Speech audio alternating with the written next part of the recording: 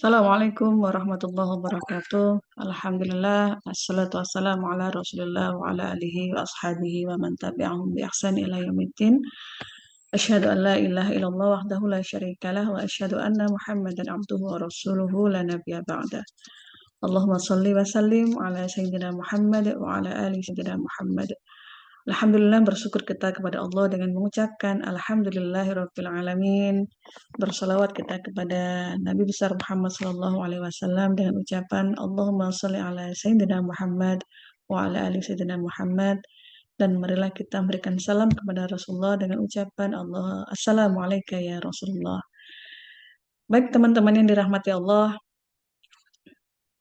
kalau kemarin kita sudah membahas tentang wanita muslimah itu menjaga keluarganya, kemudian dia senantiasa bertobat kepada Allah, maka hari ini yang kita bahas melanjutkan buku yang kita bedah, Ahsasiyatul Mar'ah, itu adalah wanita muslimah bertekad untuk mendapatkan ridho dari Allah Subhanahu wa Ta'ala.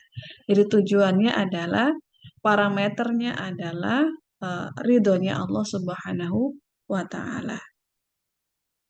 Di buku ini disampaikan bahwa seorang muslimah yang benar-benar beriman itu akan selalu menilai perbuatannya dan mengkaitkannya dengan keridhaan Allah. Ia selalu menimbang amalannya dengan apakah Allah ridho dengan saya? Apakah Allah ridho dengan amalan saya? Apakah Allah ridho dengan hal yang saya lakukan atau tidak? Jadi parameternya sangat jelas di sini. Bukan karena manusia suka, bukan karena si A atau si B suka, bukan karena si A atau si B tidak suka, tapi parameternya adalah karena Allah Subhanahu wa Ta'ala, karena ridhonya Allah Subhanahu wa Ta'ala. Jika ada sesuatu yang berbeda, bertolak belakang antara perkara yang disukai oleh Allah atau tidak, maka dia akan memilih perkara hal-hal yang disukai oleh Allah. Jadi Masya Allah ya, jadi sangat jelas, tidak ada samar-samar di sini. Jadi tolak ukurnya adalah Allah ridho dengan apa yang saya lakukan atau tidak. Allah suka dengan apa yang saya lakukan atau tidak. Dalam sebuah hadis riwayat Tirmidzi disampaikan, Manittamasa ridho Allah bisa khotin nas. Siapa yang mencari ridha Allah bisa khotin nas dengan kemurkaan manusia, kafahullahu mu'natun nas. Allah akan mencukupkannya dari tanggungan manusia. Jadi Masya Allah ya, ketika kita mencari ridhonya Allah, tetapi ternyata ketika kita dalam mencari ridho Allah itu kita tidak disukai oleh manusia, maka Allah yang akan menanggung, mencukupkan kita.